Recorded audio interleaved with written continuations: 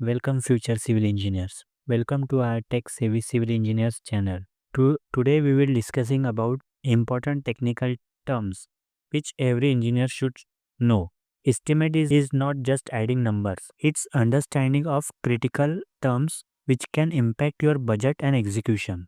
तो आज हम देखेंगे ये important technical terms along with the examples which helps to get clarity of that terms. The first one is administrative approval. Suppose करो जब भी हम कोई प्रोजेक्ट हाथ में लेते हैं तब हमें बहुत सारी अप्रूवल्स लेनी पड़ती है। तो उसमें से पहला अप्रूवल होता है एडमिनिस्ट्रेटिव अप्रूवल।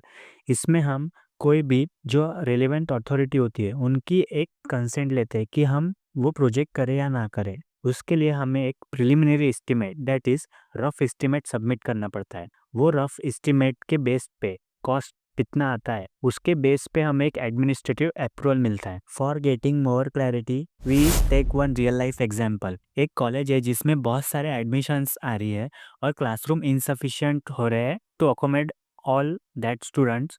तो प्रिंसिपल क्या करेगा, एक एजुकेशन डिपार्टमेंट को एक लेटर लिखेगा along with preliminary estimate which shows the total rough cost to construct new building for that college. अब जो हायर अथॉरिटीज़ है, एजुकेशन डिपार्टमेंट है, वो उसे एक अप्रूवल देगा कि हाँ ये बिल्डिंग आप बना सकते हो। फिर वो एडमिनिस्ट्रेटिव अप्रूवल होने के बाद हम फर्दर प्रोसेस के लिए और अलग अलग अप्रूवल्स लेंगे और इसके बाद ये अप्रूवल मिलने के बाद हम एक detail estimate along with detail planning start करेंगे। Another example is construction of flyover in busy city. अब जब भी फ्लाईओवर बनाना होगा तब एक local municipal authority state government को एक अप्रूवल मांगेगी कि हमें फ्लाईओवर बनाना है अलॉन्ग विथ प्रिलिमिनरी एस्टिमेट। फिर स्टेट गवर्नमेंट उन्हें परमिशन देगी।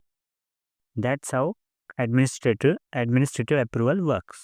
Now the next approval is technical sanction. Technical sanction is taken from the technical authority like engineers. ये जो भी हम इसमें detail design and cost estimate submit करते हैं। Let take one example. इसमें सिविल इंजीनियर एक detail drawing and structural design and cost estimate prepare करते हैं after getting administrative approval. Now the next is financial approval. ये approval होता है consent from the finance department.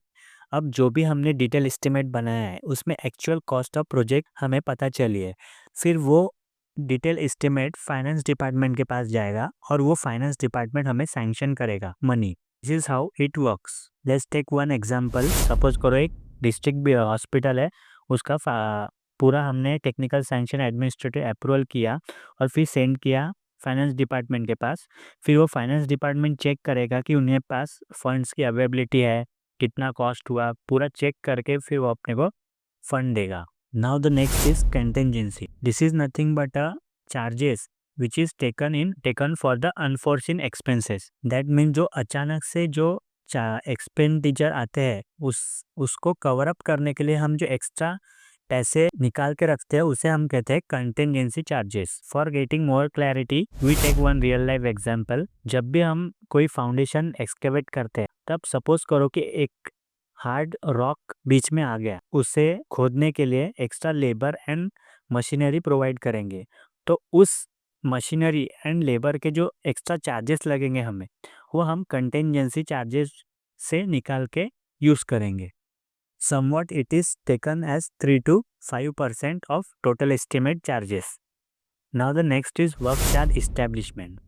कोई भी work को ख़त्म करने के लिए हमें जो temporary staff, engineer, supervisors, labours जो लगते हैं उसे हम वर्क चार्ज इस्टेब्लिशमेंट कहते हैं। ये वर्क चार्ज इस्टेब्लिशमेंट पूरा करने के लिए हम 1.5 से 2% ऑफ टोटल एस्टिमेट कॉस्ट निकाल के रखते हैं। This is the example. You can see this staff is all hired in temporary basis, not permanent basis. Now the next is measurement sheet. Measurement sheet ये dimension, quantities and details of constructions के सारे record को रखती है। तो measurement sheet का format होता है serial number, item of work, number, length, width, height, area, subtotal and then total.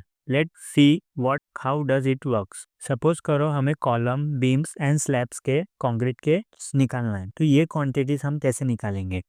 तो फर्स्ट हम देखेंगे कि कॉलम्स कितने हैं, up to height of 13.25 meter. तो ऐसे कॉलम्स 40 नंबर्स में है, देन उसकी लेंथ है 13.25, विड्थ है 0.3 एंड हाइट है 0.45। तो हमने number into length into width into height का मल्टीप्लाई करके ये निकला हमारा 71.5। ऐसे ही तीनों अलग अलग कॉलम के निकाल के हमने दोनों को ऐड करके टोटल में डाला। Now the next is beam. हमारे टोटल बीम से 4, ईच बीम की लेंथ है 233.1, विड्थ है 0.3 एंड हाइट है 0.6। हम चारों को मल्टीप्लाई करेंगे 4 इंटू 233.1 इंटू 0.3 इंटू 0.6, ये निकल के आया 125.86 एंड टोटल में भी सेम।